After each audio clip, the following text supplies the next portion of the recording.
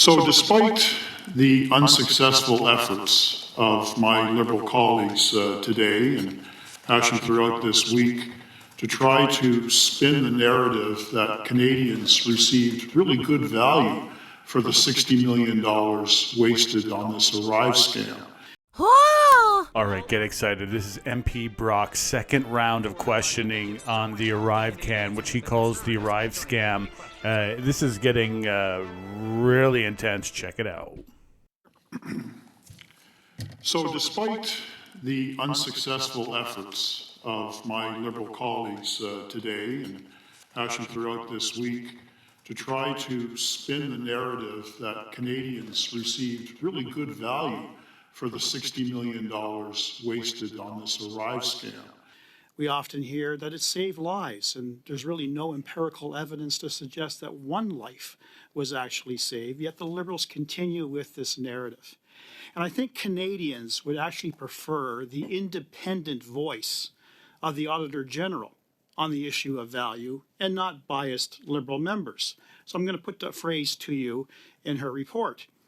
The Canadian Border Services Agency's disregard for policies, controls, and transparency in the contracting process restricted opportunities for competition and undermined value for money.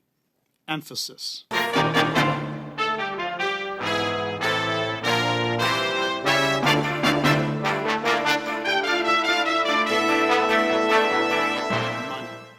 Emphasis, value for money. So the focus that I have for the amount of time I have left is to really drill down on the guess that the Auditor General made with respect to what this fiasco costs Canadians. It's almost $60 million, but that doesn't include the probably millions of dollars that were paid to the federal public service. So can you offer any suggestion as to how many millions of dollars on top of that $60 million was actually paid to the professional federal public service?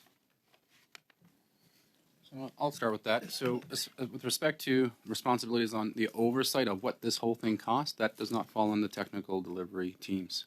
So to give you an estimate on what it costs to pay public servants, I don't have that answer, Mr. Brock. But you can confirm that federal public servants did work over the number of years that the 177 different applications of this Arrive scam was being rolled out. We did have federal public servants working, correct? That's correct. We have. Absolutely. Okay. And not just there's a cost. Not just within the agency, the CBSA, but we also have to look at PHAC and the other agencies. And then we're not responsible for providing that whole. Absolutely. Okay. And we don't know what that number is, but it's going to be more than the $60 million estimate. And we also have evidence from the Auditor General that there were actual millions of dollars paid out to contractors who did zero work on the ArriveCan, but actually unrelated work. Now, do you have evidence for the time that you were at CBSA of entities coming forward, knowing that there was a pot of unlimited resources to take advantage of, seeking millions of dollars or hundreds of thousands of dollars for projects unrelated to ArriveCan? Mr. McDonald. I don't have any evidence of wrongdoing, just to be clear. I think what I would say is that there were divisions, federal public servants who wanted to associate with ArriveCan so that they could get the funding that they needed to move their initiatives forward. Give me some examples, sir. Well, there were a few in commercial. There were a few other in travelers. We had some corollary projects that we had already started, some no-touch mobile, the e-declaration, some of these things that we were trying to work on. And if you could just put it under an ArriveCan tagline, it was easier to achieve the funding and get the budget that you wanted from the finance branch. So oftentimes what people would do is if they had overall agendas, they would associate it with what was going on in the pandemic, and then ArriveCan, they would get the budget for it, and then they would move it closer to it. Essentially lying to access taxpayer money using the tagline ArriveCan. Is that fair to say? I have to be honest with you. I wouldn't call it a lie. I would call it perhaps an exaggeration, but they would align what they were hoping to achieve as their target with what was happening as ArriveCan to obtain their outcome. It's a stretch. There's a very big difference between a stretch and a lie, in my opinion. But I never saw anybody nefariously lie so that they could get access to hundreds of thousands of dollars. But let's say they were loosely coupled. Mr. McDonald, I believe in black and white. I don't believe in gray.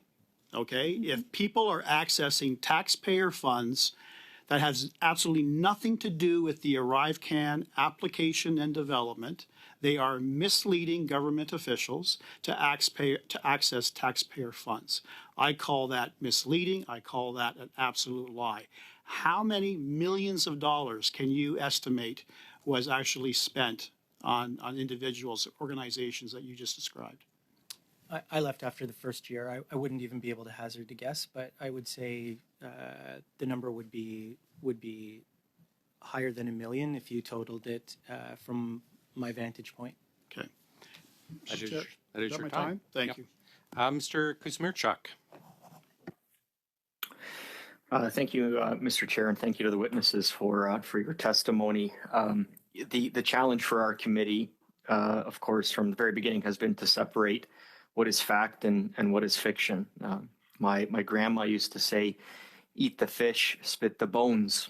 Trudeau spent how much on a barn? Yeah, that's an $8 million barn. Now, unless this is like a escape hatch, which this would be a major breach in OPSEC security, just threw the pooch on that one. This is a crazy amount of cost. But you can see, look at this. It's nice. Look at all that concrete in the front. That's heavy-duty construction. It's well done, too. The concrete guys, they're high professionals. They do this a lot. They're not, this isn't a side gig. And then you see all the solar panels on the top. You know, this is it. So this is these 4 bays, $8 million. 37% of the power is at least powered by solar. Okay, so it's the first zero carbon building in the National Capital Region.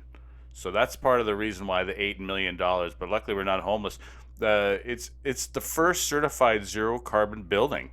It's a barn, but it's vehicle storage, washing bay, repair garage, tool equipment storage, and storage space. And so this is what this building is. This is $8 million kerfluffle. What do you think? Leave your comments.